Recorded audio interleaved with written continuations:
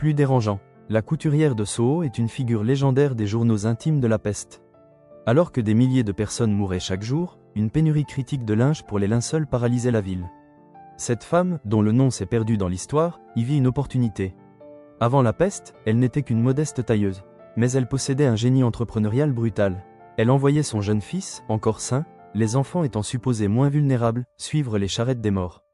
Lorsque le corps d'un riche était emporté, souvent vêtu de ses plus beaux habits pour son voyage vers l'au-delà, le garçon observait où la charrette déversait sa cargaison dans les fosses communes.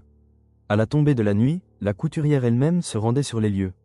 Armée d'un couteau et d'un estomac d'acier, elle se frayait un chemin parmi les cadavres couverts de chaux, repérant les mieux habillés, les dépouillant de leur soie, de leur lin, de leur lainage.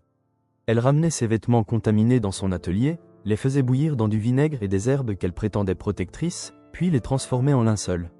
Elle les revendait ensuite à prix exorbitant aux familles riches, nouvellement endeuillées et terrifiées.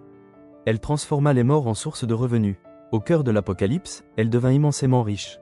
Son histoire est celle d'une audace stupéfiante et d'une inversion morale totale.